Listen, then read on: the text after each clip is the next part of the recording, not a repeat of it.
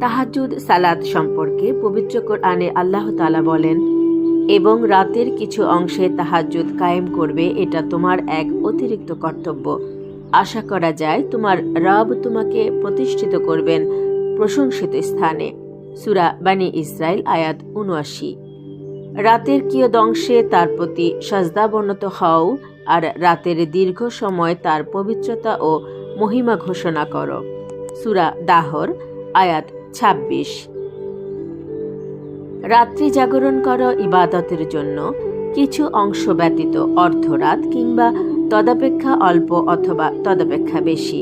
সূরা মুজাম্মিল আয়াত ২-৪।